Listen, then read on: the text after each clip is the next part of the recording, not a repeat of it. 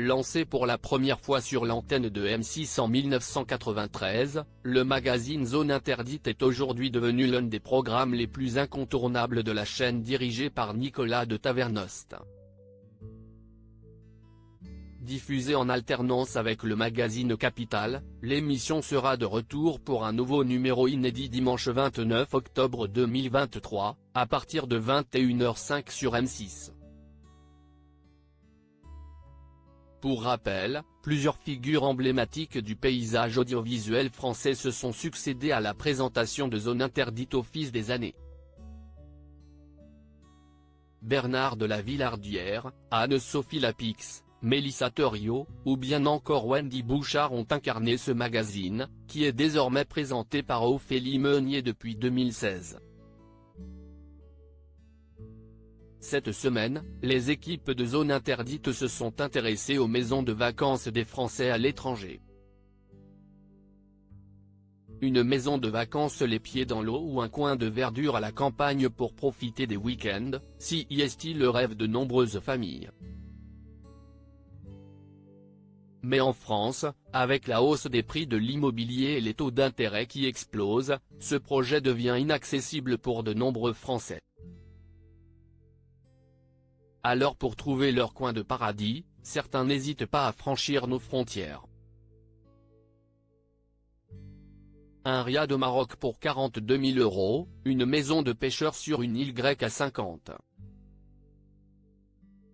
000 €, une cabane au cœur de la forêt finlandaise ou une maison avec une vue de rêve sur la Costa Blanca espagnole pour 180 000 €. Nous avons suivi des familles qui ont trouvé des pépites, a indiqué M6 dans un communiqué. Zone Interdite, ces familles qui ont trouvé leur paradis à l'étranger. Leur stratégie, s'éloigner un peu des zones déjà saturées. Ils ont fait l'affaire de leur vie, mais avant de profiter de leurs vacances, il y a de nombreux obstacles à franchir. Entre la barrière de la langue et les déboires administratifs, quels sont les pièges à éviter? Ils vont devoir s'armer de patience et déployer une sacrée énergie pour mener à bien leur projet. En Grèce, Marc et Julie, deux enseignants, ont déniché la perle rare. Oubliez les îles de Mykonos et Santorin, déjà saturées et très chères.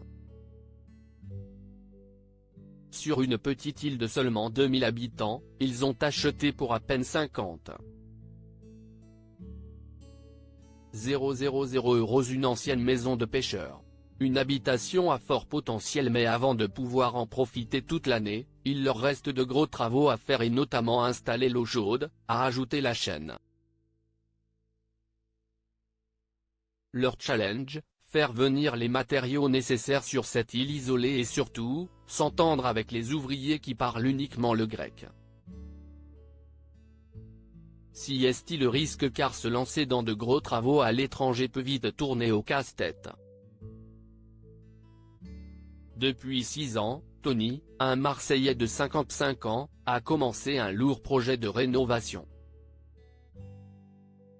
Il a acheté un riad à Fès, au Maroc, pour 42 000 €. Un petit bijou d'architecture locale en plein cœur de la vieille ville, mais les travaux sont titanesques. Son chef de chantier a beau le tenir au courant par visioconférence, rien ne se passe comme prévu. Il rêve pourtant d'inviter toute sa famille à Noël. Mais le petit palais sera-t-il enfin prêt? A finalement conclu M6.